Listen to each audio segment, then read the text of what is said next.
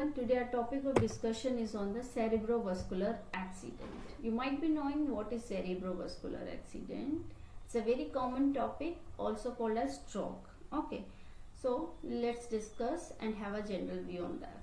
See, cerebrovascular accident is a medical emergency that damages, what will be there? There will be damage to the brain from the interruption of its blood supply, or you can say a loss of blood flow to a part of the brain which damages the brain tissues. So the cerebrovascular accidents are caused by the blood clots or a broken vessels, that means ruptured vessels in the brain.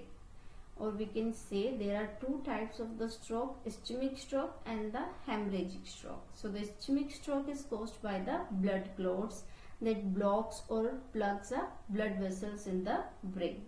So this is the most common type. About 80% of the strokes are ischemic, whereas hemorrhagic stroke is caused by the blood vessels that breaks or ruptures and bleeds into the brain. Okay, so these all are the general view about the cerebrovascular accident. Let's see what is it.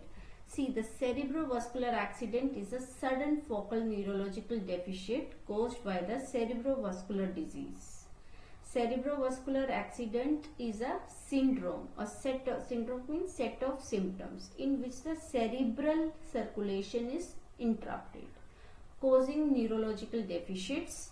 Cerebral anoxia will be there. Cerebral anoxia means severe hypoxia, or you can say absence or the deficiency of the oxygen reaching the brain tissues, lasting longer than 10 minutes.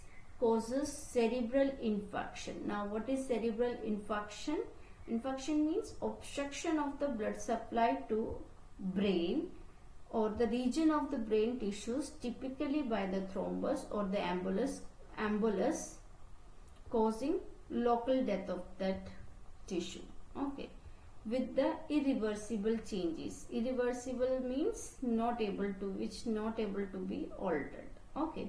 So the surrounding cerebral edema, congestion causes the further dysfunction. Diagnosis is determined by the CT scan, electroencephalogram and the cerebral arteriography. Okay. Next, permanent disability cannot be determined until the cerebral edema subsides. The order in which the function may return is facial swallowing, lower limbs, speech and arms. So the carotid endarterectomy is a surgical intervention used in the stroke management and is targeted at the stroke prevention, especially in the client with symptomatic carotid stenosis. Let's see what is carotid endarterectomy. See, carotid endarterectomy is a surgical procedure used to reduce the risk of stroke from the carotid artery stenosis, as we discussed here. What is it? The narrowing the internal carotid artery, that means stenosis word means narrowing. Okay, so what will be there? There will be a narrowing of the internal carotid artery. So in this carotid endarterectomy, what happens? Here you can see this image. This is the carotid artery specimen image. So what happens in this procedure? The surgeon opens this artery and remove the plaque. Here you can see the plaque.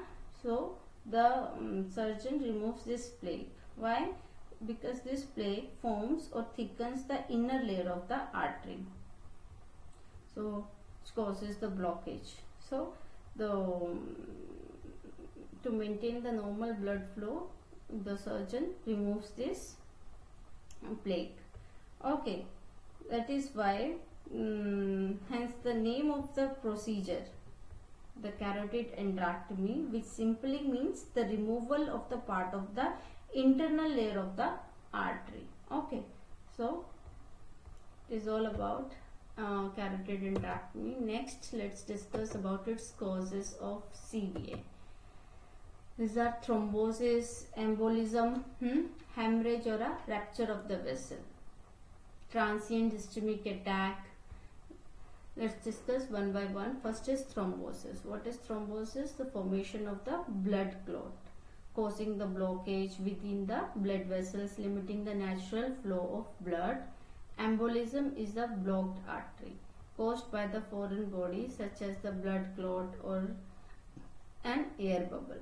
Next is hemorrhage. Hemorrhage means bleeding, okay, from the rupture of a vessel, as we discussed in the cerebral aneurysm. Then is transient ischemic attack. Transient ischemic attack is also called mini stroke or a brief stroke like attack that despite resolving within the minutes to hours still require medical emergency. Okay, this is all about the causes of CVA. Next we will discuss about its risk factor. What are they? These are atherosclerosis. Atherosclerosis means the buildup of fat, cholesterol or the other substances on the artery walls, causing the obstruction of the blood flow. Then is hypertension. Hypertension means high blood pressure, and the patient who is on the anticoagulation therapy, and the patient who is having uncontrolled diabetes mellitus, who is having stress, who's obese, who's having obesity, who's on the oral contraceptive. These all are the risk factors for the CVA. Okay, so smoking, obesity, medications, heart disease, okay, physical inactivity, stress, alcohol, high blood pressure, diabetes and the high blood cholesterol. So these all are the risk factors of CVA. Next, assessment. Okay, a very important thing to remember. See, if the stroke happens in the right side of the brain, that means if the damage is there in the right side of the brain, what will be there? Opposite side of your body will be affected. That means the left side of the body is affected, paralyzed. On the same way, if the left side of the brain is affected, or if the stroke is on the left side of the brain, then the opposite side of the body, that means your right side of the body will be affected. There will be paralysis on the left side. Okay, this is very important thing to remember in this CVA. Okay, next, cerebral neurological assessment in the cerebrovascular accident. What are they? There will be changes in the level of consciousness, signs of increasing intracranial pressure will be there, and so assessment of intracranial nerves 5th, 7th, 9th, 10th and 12th. Cranial nerve 7th. If the cranial nerve 5th is affected, 5th is your trigeminal, which is your largest cranial nerve. If it is affected, there will be difficulty with chewing. If the cranial nerve 7th is affected, that is your facial nerve, so the facial paralysis or paresis will be there. If the cranial nerve 9th, that is your glossopharyngeal, and 10th is your vagus. If these are affected, there will be a dysphagia. Dysphagia means difficulty in swallowing. If the cranial nerve 9, that is your glossopharyngeal, if it is affected, there will be an absent gag reflex also. So if the cranial nerve 12th is your hypoglossal. If it is affected, there will be impaired tongue movement. So these all are the assessments. Then there are specific terms in the CVA. What are they? See, agnosia, apraxia, hemianopsia, homonymous hemianopsia, neglect syndrome will be there. These all are the assessment findings we can find in the CVA. First is agnosia. Agnosia means inability to use an object correctly, or we can say is the inability to process the sensory information. Often there is a loss of ability to recognize the objects, person, sound, shapes or smells. While the specific sense is not defective, nor is there any significant memory loss. Okay, then is apraxia. Apraxia is inability to carry out purposeful activity, or you can say is a motor disorder caused by damage to the brain, which causes difficulty with the motor planning to perform the tasks or the movements. or you can say the loss of ability to execute or carry out the learned purposeful activity. Example, combing your hairs. Patient is unable to do that also. So hemianopsia. Hemianopsia means, hemi means half, the word an means without, and this is derived from the word opsis. Opsis means side. So hemianopsia, in hemianopsia there will be a blindness in the half of the visual field, or you can say blindness over the half of the field of vision.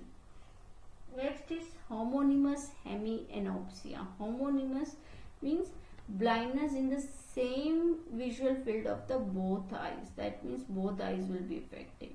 Okay. Then neglect syndrome or unilateral neglect means the client unaware of the existence of his or her paralyzed side. Then assessment is based on, the assessment finding depends on the area of the brain affected. The lesions of the cerebral hemispheres results in the manifestation on the contralateral side, as we discussed. As you all know that the right side of the brain controls the left side of the body, and the left side of the brain controls the right side of the body. Same way, if the damage is there in the right side of the brain, so the left side of the body is affected. On the same way, if the right side of the brain is affected, there will be a damage to the left side of the body. So the lesion in the cerebral hemisphere results in the manifestation on the contralateral side, which is the side of the body opposite the cerebrovascular accident, as we discussed. So the airway pattern, what you have to do, you have to check the airway patency, because it is always a priority. Then second, pulse. In CVA, in shock, the pulse may be slow and bounding, and respiration. In respiration, chain strokes will be there. Chain strokes is an abnormal pattern of breathing. Okay, what is there? It is characterized by the progressively deeper and sometimes faster breathing, followed by the gradual decrease that results in the temporary stop in the breathing, called an apnea. So you can say, in a simple way, we can say it is an abnormal pattern of breathing. Okay, it will be there. Chain stroke will be there. And blood pressure. So the blood pressure will be high. There will be a hypertension, headache, nausea, vomiting will be there. Facial drooping will be there. Knuckle rigidity, stiff neck will be there. Visual changes will be there. And ataxia will be there. Ataxia means the term is a term for a group of disorders that affects the coordination or the balance and even the speech. So the impaired balance or the coordination will be there. Okay, so any part of the body can be affected, like your fingers, hands, arms, legs, body, speech, even the eye movements. The people with ataxia often have difficulty with balance and walking, speaking, swallowing, writing, eating, visions, etc. So dysarthria. Next is dysarthria. Dysarthria, also called the slurred speech. And dysphagia is difficulty in swallowing, speech changes will be there, decreased sensation to pressure, heat and cold, bowel and bladder dysfunction will be there. So overall paralysis will be there. So these all are about the assessments. So in today's topic we have discussed about the cerebrovascular accident, its causes, its risk factors, and what are the assessments. How we'll do the assessment in this.